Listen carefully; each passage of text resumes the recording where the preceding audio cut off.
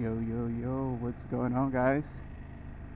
So, we are at 3,000 miles already on this bike. 3,035 miles, and I just want to give you guys a quick update on how things are going. So far, I've had zero issues with this motorcycle. With every other motorcycle that I had, there was always one thing or another which I didn't like. It was either related to comfort or the power delivery. Even the MT-09, the power delivery on the MT-09 was amazing, but the comfort, it did lack a little bit of comfort when I took it on a little bit of longer rides. Anything longer than 40 minutes, my knees would hurt. This motorcycle, I can tell you right now, it does not lack any comfort. Okay, I'm 5'6", 7-ish, and the only thing related to comfort would be that I can't flat-foot it. I gotta tiptoe the bike, and for that reason, when I was riding with my wife one day, I ended up dropping the bike when getting to a stop, because when you have someone in the back, the front end gets a little bit wobbly. But that's basically about it. Riding long distances is not a problem. I took it on a ride 2 weeks ago with a friend. We went to a town that's about an hour and a half away, and we rode there non-stop, an hour and a half. I had no issues, no fatigue or anything. If at any point I felt a little bit of discomfort, I could just stand up on the pegs like this, stretch my legs, and good to go. Heated grips help a lot. Hand guard, especially when it's cold, when it's like 40 degrees outside, it makes a big difference. So when it comes to comfort, I can tell you that this is easily the most comfortable motorcycle I've ever had. And another thing that adds to the comfort is the suspension too. It literally just soaks in all of the bumps, all of the imperfections on the road. Everything that I would feel like a little jump with the other motorcycles that would throw me off the seat a little bit, it never happened on this one.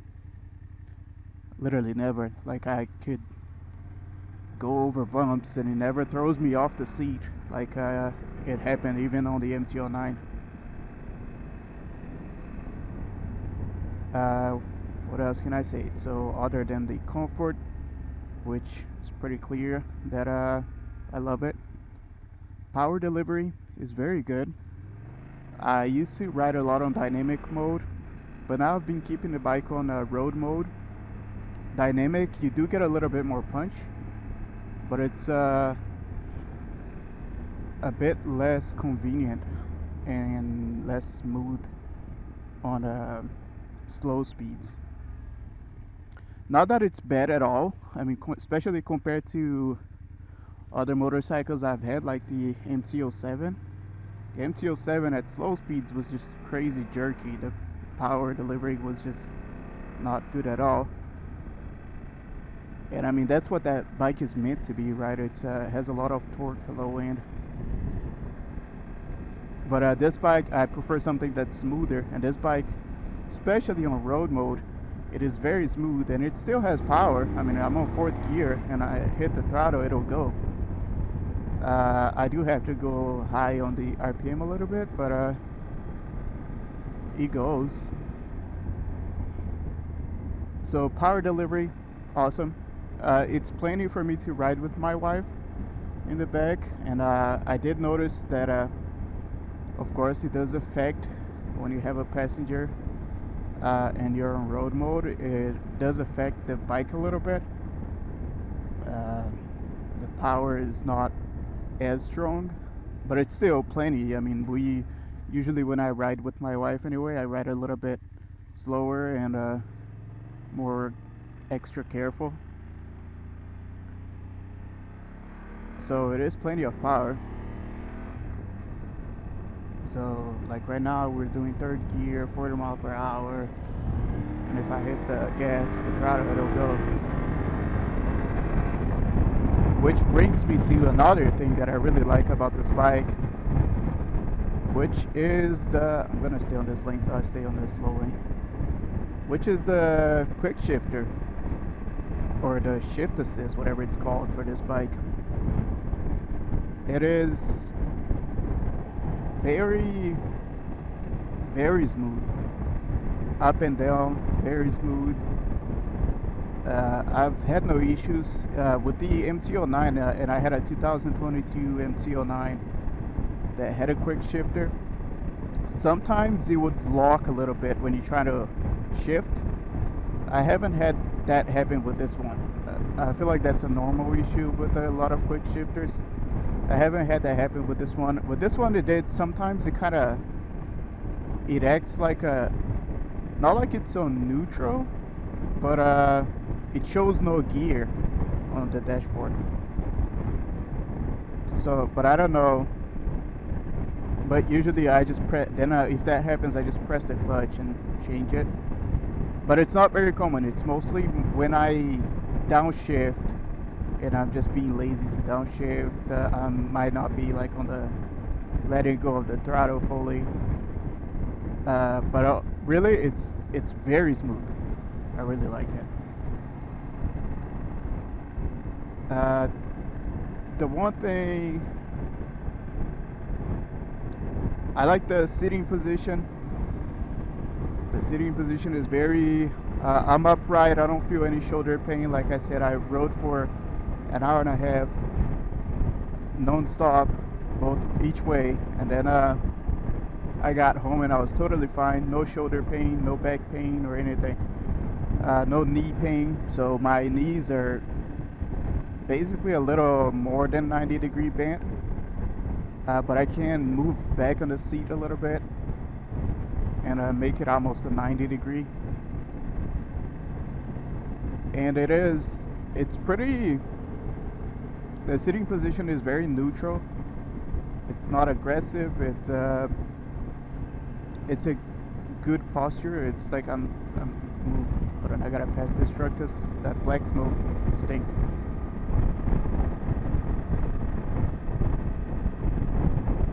But the sitting position is pretty good, especially compared to like the Indian Scout that I had before this bike.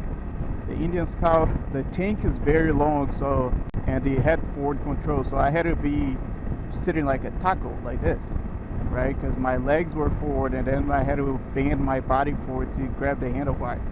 That was not comfortable. This bike, very neutral, sitting position, very comfortable. A couple of other things that I like is that it has a GPS thing built in. It didn't come with the GPS, but it has the mount, and it was actually mounted here before on the handlebar, and I moved it up there. But these come with some of the changes that I made to the motorcycle. One of the things that I also really like is that I almost had to do no changes for the motorcycle to just be perfect for me. Right, so with the Indian Scout, I would have to change the seat. I would have to change probably to mid controls. I would have to change the handlebar, bar risers, everything. This bike, all I had to do, I moved the GPS up here, which is not on my face, by the way, because my eyes are up here, way above the screen. Okay, just so you guys know, the camera is lower. So one of the things that was that I changed is moving the GPS up here. The other thing that I did was windscreen. That's a PUIG, whatever it's called, windscreen, and it was about $200 for the windscreen. The GPS adapter was like $15 from Amazon, and I put on some crash bars, and that was it. Nothing else needed, right? Crash bars I installed myself. They're pretty easy to install. Well, everything I installed myself. Very easy to install, all of it. And pretty much no issues with the bike. The windscreen adds a huge comfort when it comes, because the original windscreen sucks. It does nothing for you. It's basically a naked bike. But this one is pretty awesome. I've had no issues. I basically have a year round. I have one that's taller, but I prefer this one because I get a little bit of a cleaner air. The other one, I feel like it creates a weird bubble, the taller one. So power delivery, comfort. It's hard for me to say anything that I don't like about this bike, like for the other motorcycles that I've had. If I were to be very picky, I would say the things that I don't like is basically the same things that I didn't like for some of the other bikes that I had, but it's more related to me being short, and one of them is like having to tiptoe the bike. But that I got used to. It's not a big deal for me anymore, honestly. The other little thing that I would say, but this is being very, very picky, just so you guys know. Other thing that I would say is I wish the weight was not so top heavy, because this bike is very top heavy. So if it leans a little bit to the side, it's going down. Okay, and that's how I dropped the bike with my wife on it, especially having the extra weight. If it leans a little bit to the side, it's going down, especially if you're short like me and you can't flat foot or you don't have a good grip on the ground. But you know, it is what it is. You get used to it, and you just learn to deal with those things. One thing I would do, just because I'm riding with my wife more now, and she actually enjoys going out like for lunch or brunch on the weekends on the motorcycle. Just because of that, I would probably be down to sell this bike and get a cruiser, just so I can flat foot and not drop the bike as easily. Also, even if I drop it, we will be closer to the ground. It wouldn't be such a big fall. But mainly just because my wife is riding with me. Not because there's any issue with this bike, and so it's basically just because I'm short, and I don't want to drop the bike with my wife on it. You know, not because I care about the bike. I do care about the bike, but because I don't want to hurt my wife. And I feel like that pretty much covers it. One other thing that I wish maybe is that it had a little bit more power, maybe just because I got used to the power delivery on the MT-09, like just being able to touch the throttle and the bike would just go. So sometimes I wish it had a little bit more power. Like I'm on 6th gear, I roll on the throttle, it'll go, takes a little while for it to wake up. The MT-09, I could be on any gear. If I hit the throttle, it would go, right? It would just go. But that's about it. And again, these issues are not issues. They're just me being picky, as per usual. So I can easily say, oops, debris on the road, careful. That was close. Truck went over it and it just and it moved towards me. Alright, we're safe.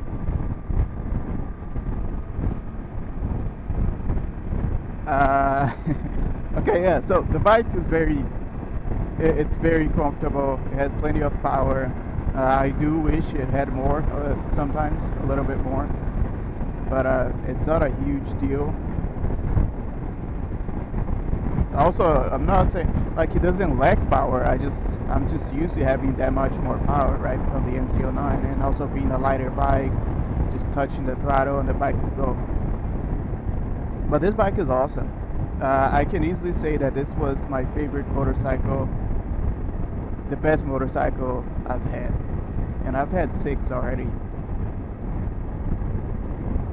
Would I recommend this for a beginner rider? Probably not. Uh, you know, there you go. There's that thing that I said about the downshifting and it not showing any gear. It locks down if I feel like it's because I'm not pressing the shifter all the way.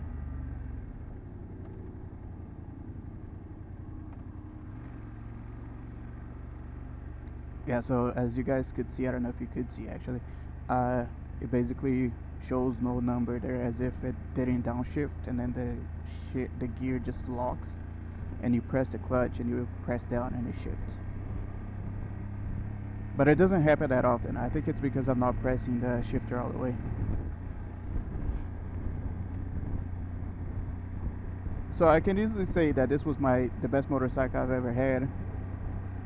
I wouldn't recommend it for a beginner because of the weight and the size, right? So usually for a beginner you want to start on something that's lighter, that's easier to touch the ground. This bike being top heavy, it's very easy to drop, especially if you don't have experience. Like I'm not the most experienced rider, but I do have a couple of years riding already, and I ride at least once a week, basically all year round. And I can say that I'm gonna stay here actually, and I can say that you know, dropping this bike is very easy, even with some experience. If you're not tall enough, I guess if you're maybe over 6 foot and you can easily flat foot this bike, it wouldn't be as big of a deal, and you could probably start on it. The power delivery is very smooth, but the weight, dropping it on, even if you're just doing, you know, some slow speed training and some U-turn or parking lot, it's easy to drop. Okay, so keep that in mind. But that's about it, guys. I mean, I love the bike. 3,000 miles, no issues. And yeah, if you guys have any questions, leave it on the comments, and subscribe. You know, it helps the channel. We're almost at 1,000 subscribers, so I appreciate all of you guys that have been watching the videos and keeping up, supporting the channel. And I hope you guys have a great day. See ya.